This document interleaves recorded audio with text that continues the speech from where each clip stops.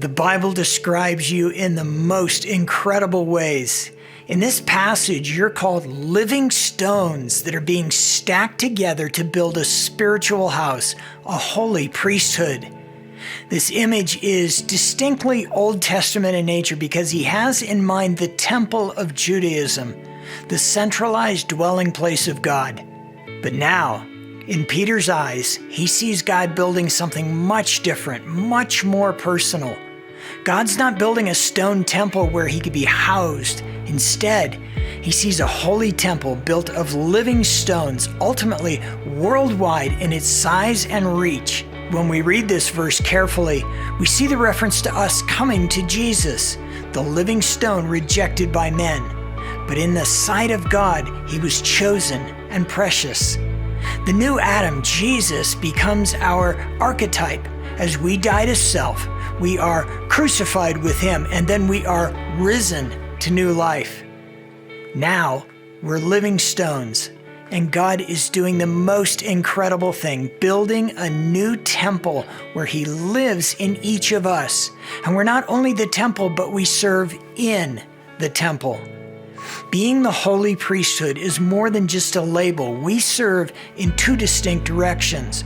First, we serve God in worship, in leading others to holiness and letting his power shine in us. But we also serve each other. The holy temple of God is composed of his people, and it demands that we serve one another. In particular, we help one another worship. Now, at first, this may sound like a heavy responsibility, but when we see what a great privilege this is, our devotion to worship expands in every direction.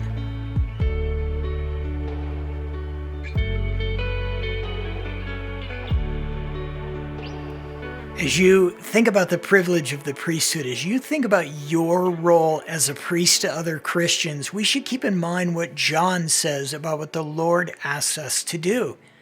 There's a special joy and a special satisfaction in serving the other living stones as they in turn serve us. Our care for one another is a part of God building up that spiritual house. And just as weak bricks might fail the courses that are placed on top of them, causing the whole wall to crumble, a spiritual house depends on the integrity of the stones that form it.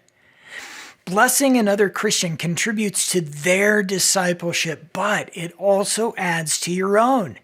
The culture of rugged individualism that we know, especially in the Western church, that can make this kind of collective responsibility seem unappealing. But when we see it properly, as a part of our maturing, our Christian growth, and the way that our brothers and sisters contribute to that, every blessing we recognize pushes us to want to see that same blessing for them.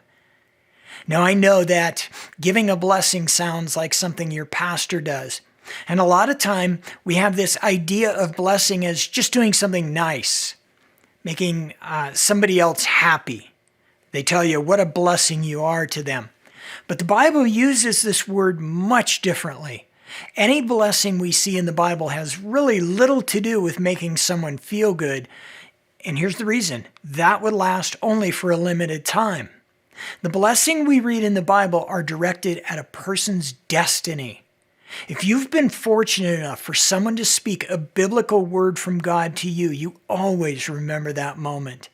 This is usually a mature Christian who observes something God is doing in your life, and then they tell you what the Bible says about the outcome of that work. They tell you what might come because of the things that God is doing in you. That's a blessing.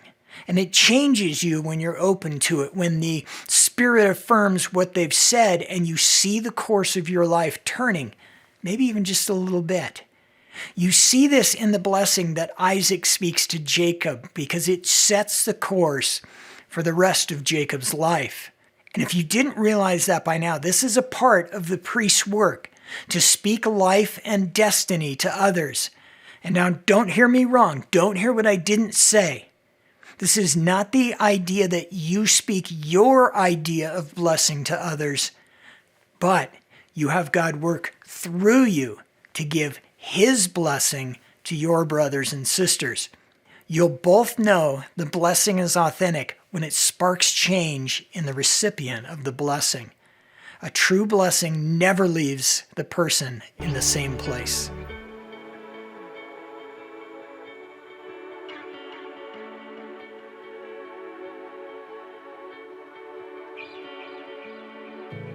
The other way we directly bless people is by helping them to worship.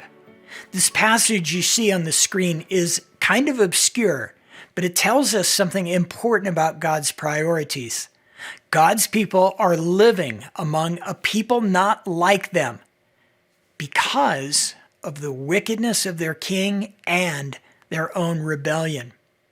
These people know nothing of Yahweh, and they certainly know nothing of how to worship him. Many times we've spoken about God being jealous for his glory, and that demand is front and center right here. He does not accept subpar worship. God does not accept inappropriate worship. God does not receive worship where his glory is not central. And the answer to the dilemma here is for the priest to go and teach people how to worship.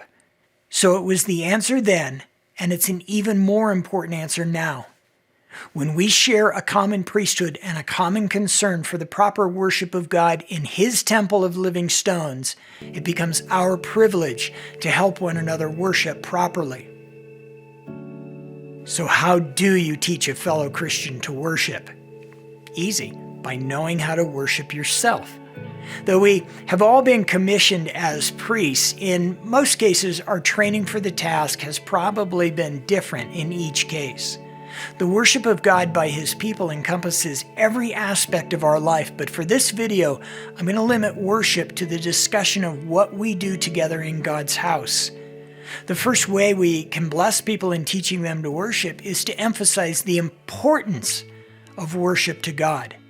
It is not something that we can approach casually or unprepared. Worshipers are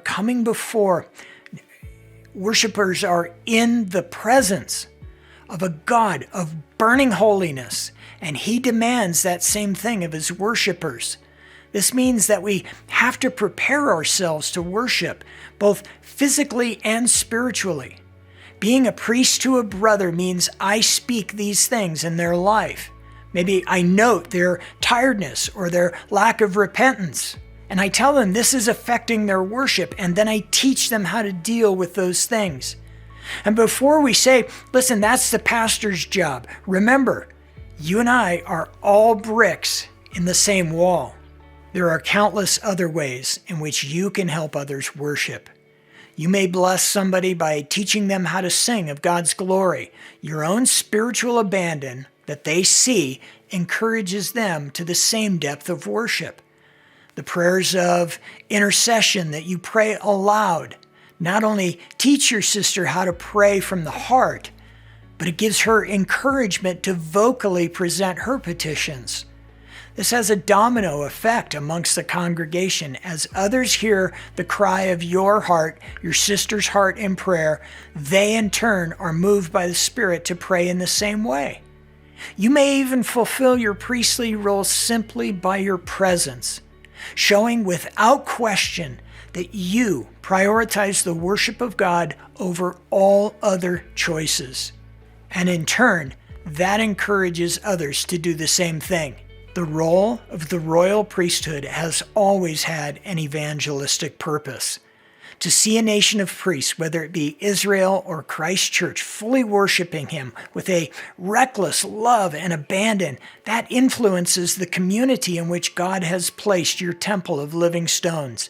Never underestimate the power of a vibrant church in a community. The power of the Holy Spirit goes where he wants to go, and we may not understand it, but that world-changing power is dwelling in you. The more seriously we take worship, the more powerful the work of God through us becomes. The privilege of the royal priesthood is for the good of our brothers and sisters, but it is also the powerful conduit through which God works in his world. God's richest blessings, my fellow priests.